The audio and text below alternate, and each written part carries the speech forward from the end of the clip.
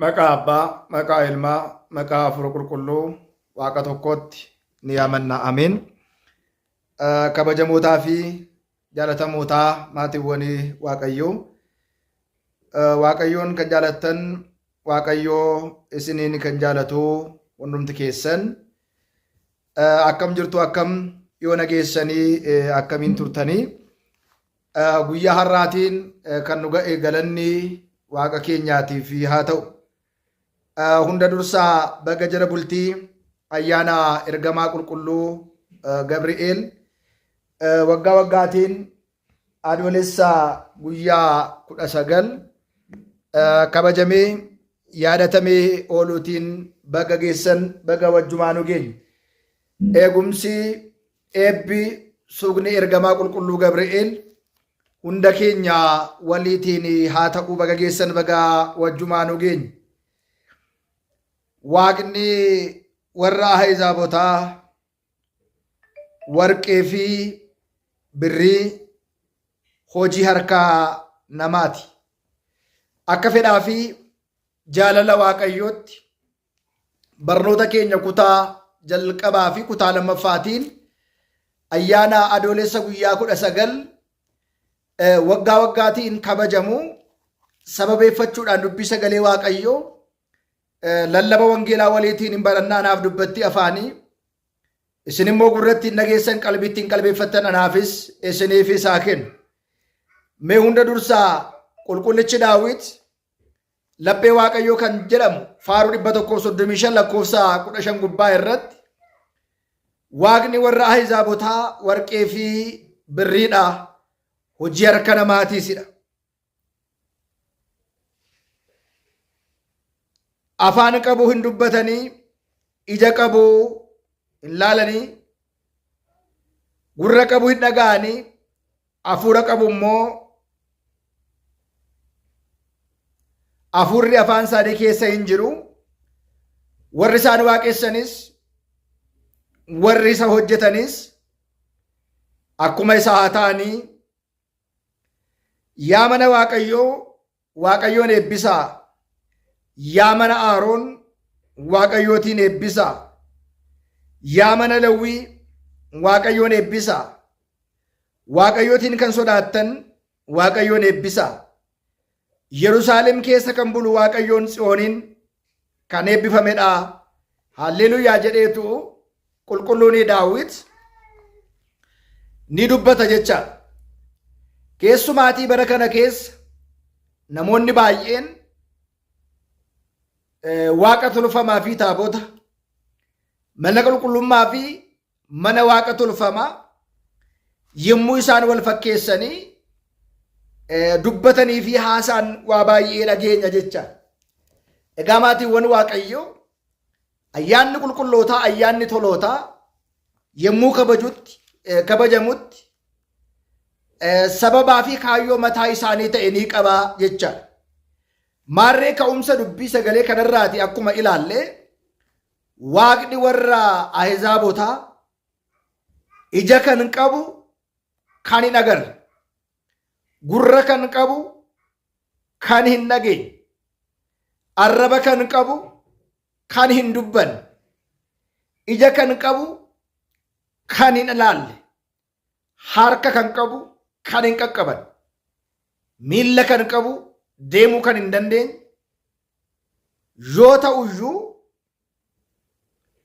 baay'ooliin isaanii taabota kakuu Waaqayyoo xaawotii jedhanii yommuu isaan dubbatanii fi yommuu isaan haasa'an ni dhageenya jechaadha. Mee hunduma dursa xaawotiin maalidha? Xaawotii jechuun akkuma dhageessan gurra qaba, kan hin dhageenye, afaan qaba kan hin dubbanne, arraba qaba kan hin dubbanne, miilla qaba kan hin deemne, harka qaba kan hin qaqqabanne, hafuurri kan isa keessa hin jirredha jecha. Walumaa gala kabajni Waaqayyoo, ulfinni Waaqayyoo kan irratti mul'an namoonni harka isaanii irraati, namoonni warqeedhaatiin, namoonni birriidhaatiin, namoonni boca garaagaraatiin hojjetanii kan itti waaqessan, kan kabajan, kan sagadaniif kan uqubaa fi galata dhiyeessaniif xaawotii jedhama. Maarreegaa dhimmi xaawotii yookiin waaqa tolfee gaafa ka'u harka namaatiin kan bocamu, harka namaatiin kan hojjetamu, ulfinni waaqayyoo kan irratti hin himamne, malkaan waaqayyoo kan ittiin hin faarfatamne gaafa ta'u, warri isa hojjetanis immoo, warri isa waaqessanis immoo akka ta'uu qaba. Mana Aaroon, mana Israa'el, mana Lewwii, Yerusaalem keessa kan jiraatu hundumtu Tsiyoon irraa waaqayyoon kan eebbifamedha. Halleluuyaa, waaqayyoof galanni haa ta'u jechuudhaan dubbata jecha.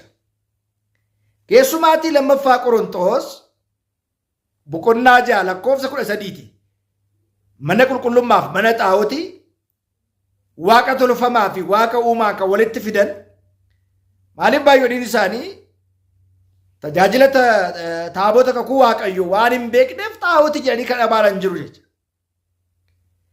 Warri isaaniif hin galle kakuu moofaa keessatti waaqayyoon taabotarra bulee ummata Israa'eliitiin dubbisaa tureera. Museetiif waadaa galame waada kakuu kenname sun guyyaa 40 halkan 40 soomee Museen waaqayyo irraa kan fudhate taabota kakuu waaqayyootii jecha. Taabonni kakuu waaqayyoo Museedhaaf gaafa kennamu Museen soomee sagadee halkan 40 fi guyyaa 40 soomee sagadeetu taabota kakuu waaqayyoo qabatee gara ummata Israa'elitti dhufe. Manni Israa'el turtii Museen guyyaa 40 fi halkan 40 ture keessatti waaqayyoon Museedha waan kennu, waan isaaf laatu, waan isaaniif godhu obsanii eeggachuu dadhabuudhaan obboleessa Musee Aarooniitiin dhiphisanii rakkisanii ka'iitii fuuldura keenya waaqa deemuu danda'u, waaqa socho'uu danda'u, waaqa qabachuu dandeenyu nuuf hojjedhu ittiin jedhani jedha. Haaluma kanaatiin gurra isaanii irraa gutichaa isaanii lootii isaanii baasanii warqee isaanii walitti kuusaniit fakkeenya jabbiitiin waaq tolfee tolchaniitti waaqessuu eegalan. Museen taabota kakuu waaqayyoo qabatee gara saba Israa'elitti gaafa dhufu ummanni Israa'el seenaa biraa keessa, hojii biraa keessa galeera jedha. Museen taabota kakuu harka waaqayyoon barreeffaman lamman qabatee gara ummata Israa'elitti gaafa dhufu waan badaa kana, waan alagaa kana, waan adda ta'e kana gaafa arge baay'ee aaree, baay'ee mufate. Taabota kakuu qabatee gara ummata Israa'el dhufe kanatti immoo hin caccabsee jedha. Waaqa tolfamaa isaanii caccabsee burkuteessee daaraa isaa bulbulee isaan obaasee jedha. Maal agarsiisa? Jaalala waaqa tolfamaa ummanni Israa'el qaban irraatii kan ka'e waaqayyoon Museetiin deebisee taabota jalqan harka waaqayyoon quba waaqayyoon barraa'e akka isa duraatti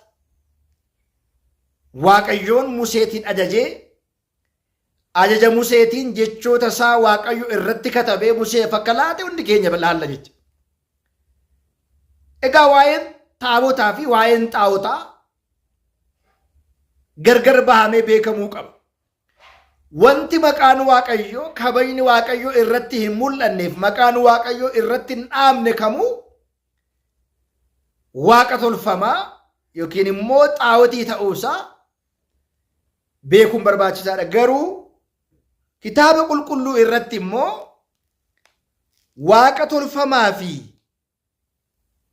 xaawotii fi taabota maaltu waliin irratti fidaa jedha. Mee Qorontos lammaffaa boqonnaa 6 lakkoofsa 13 kaastanii gaafa ilaaltan maal jedha? adeemsa hin taaneen warra hidhamanne waliitiin walitti hidhatinaa jedha. Qajeelummaan dabiinsa waliitiin hirmaannaa maalii qabaa? Ifni dukkana waliitiin walitti dhufeenya maalii qabaa? Kiristoos immoo beeloor waliitiin walii galtee maalii qaba? Yookiin immoo inni amanu isa namanne waliitiin kutaa maalii qabaa jedha. Mana Waaqayyoof mana qulqullummaa Waaqa tolfamaa waliitiin walitti dhufeenya maalii qabaa? Nutis immoo jiraataa mana qulqullummaa Waaqayyoodha. Akkuma kana Waaqayyo akkana jedheetu dubbate. Isaanis nan jiraadha, gidduu isaaniitti nan deddeebi'a. Waaqa isaanis nan ta'a, isaan immoo uummata koo ta'u. Kanaaf gooftaan gidduu isaaniitii ba'aatii adda kan baatan ta'a. Waan xuraawaa sin tuqinaa jedha. Hunda kan bitu gooftaan. Anis nan isaan simadha. Isaaniif abbaa nan ta'a. Isinis immoo anaatiif ijoollee dhiiraa fi dubartootaa ni taatu jedhaa jedha. Ijaa galata sagalee isaa Waaqayyoof ulfinni galanni isaaf haa ta'u. Mana qulqullummaa fi Waaqni tolfamaa warri amanee fi warri hin aman. Qajeelummaan dabiinsa waliitiin walii galtee maalii qabaa jedheetu asirratti kaa'ee jira. Walumaa gala waa'een kabaja Waaqayyoo kan irratti mul'anne maqaa isaatiin kan hin dhaamne xaawutii kan jedhamu kabaja Waaqayyoo ulfina Waaqayyoo kan hin qabne. Dhimmi taabotaa garuu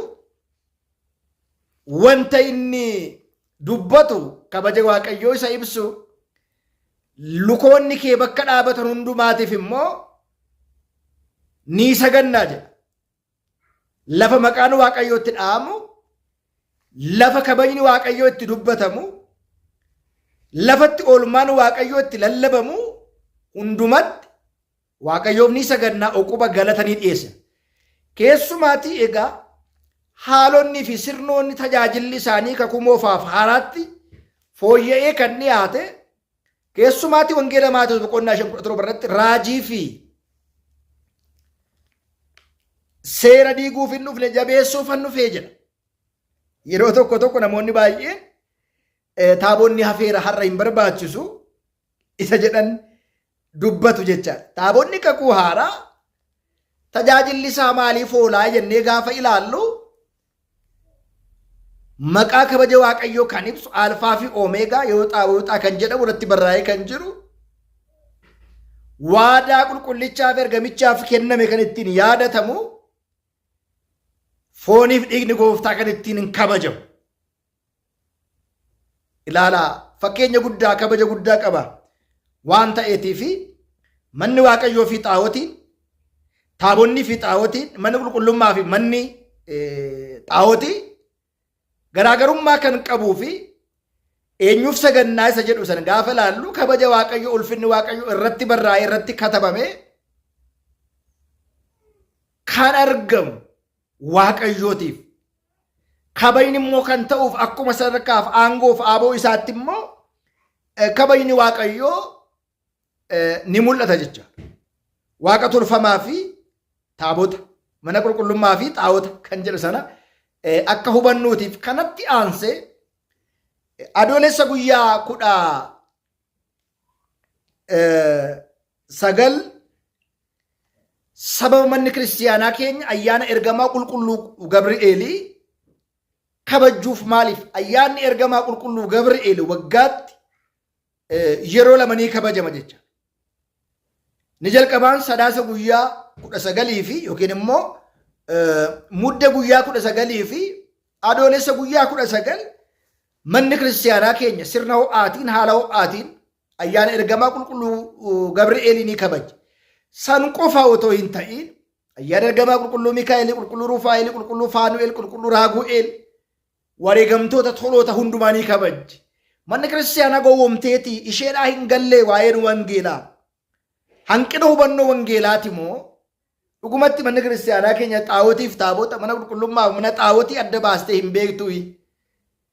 keessumaa shakkitoonni asirratti maal jedhu karaanis dhugaanis jireenyis anadha jedheera isaan alatti kan jedhamu waan bocame ofii kee hin godhin wanti bocame maqaa waaqayyoo irratti kan hin waamamne hin dhaamne maqaa waaqayyoo wanti irratti dhaame hunduu kan eebbifamedha gaafa ta'u wanti kabaja waaqayyoof kabaja qulqulloota maqaa waaqayyoo hin ibsine kamiyyuu xaawotiidha. Kanaaf kan adda baasneeti barnoota kanaan ibsuu waan barbaannee fi adoolessa guyyaa 19 egaa maaliif kabajamaa isa jedhu immoo barnoota keenya kutaa lammaffaatiin kan waliitiin ilaallu kan waliitiin barannu waan ta'eetii fi barnoota kana isinis sabiskiraayibii sheer laayikii gochuudhaan nu dhaggeeffadhaa dhaamsa keenya kutaa lammaffaatiin ayyaana ergamaa qulqulluu Gabri'eel maaliif akka kabajamu waliitiin ni ilaalla. Anaaf dubbattii afaanii isin immoo gurrattiin qalbeeffannu waaqayyoon nuuf haa kennu baga geessan baga wajjumaanuu geenye kutaa lammaffaatiin barnoota keenya waliitiin baranna jechaadha.